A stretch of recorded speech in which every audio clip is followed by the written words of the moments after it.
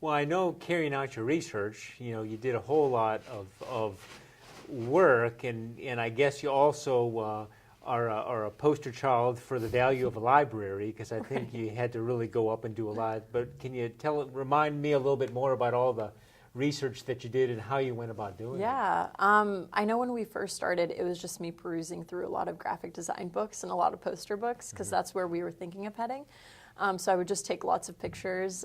Hopefully that was allowed, and I think it was, photocopying those images. So I would look and try to analyze there a little bit. But I think my breakthrough was actually when you suggested the Marchand book, Advertising the American Dream. Yeah, Roland Marchand's book? Yes, and Fables of Abundance. Sure.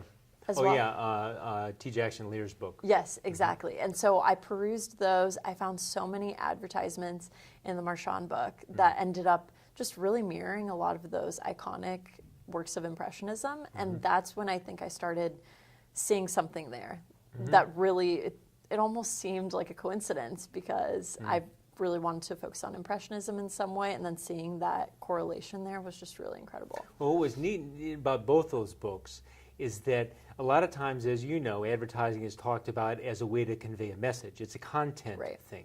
But what they're talking about is not only a content thing, but a style thing. How is the thing conveyed visually? Right. And that's where I was hoping that there'd be some kind of traction for you in your project, and I'm glad that panned out. Yeah. Right. Do you remember any particular ad or particular passage or example in either one of those books that seemed to really trigger something? I think it was the one about industrialization. It was the Gulf Refining Company, where he was looking out into this industrial scene, and it was just so perfectly laid out, and the clouds were almost like, there was a little bit of outline there, and I found myself analyzing that advertisement like I would that Monet impression sunrise. And that's when I started to think about it a little bit differently, because in the past I haven't thought about it as a work of art. I'd never looked at an ad like quite under that lens and compared it so closely to Impressionism, because in this, at this time, that's what I was thinking of doing. So it was a nice little angle to approach it from. So how did you, is that where you first started thinking about or trying to formulate the final categories that you used in your paper? I mean, how did you arrive at those categories that you finally used? Do you remember? I think at first I started just by laying out some of my favorite Impressionism artworks, and then I was looking through the book and I just saw other examples, and after I started writing, actually, I think is when it came about. I think it wasn't until that second draft when we started, and remind me, I could be wrong, but I think when we actually started to lay it out and find that correlation, that's when we sort of made those cut and dry categories for them. I remember an aspect of the first draft that we changed for the second one, which is, I think your first draft that we had, you organized in terms of different kind of commodity advertising. I think so. Right?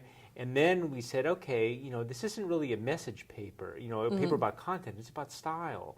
And then that, to me, again, was a real big breakthrough that you had, that once I saw that as well, I said, oh my God, this is the way to do it. Yeah. So, yeah. Well, I think we started by separating advertising first and then all the artwork.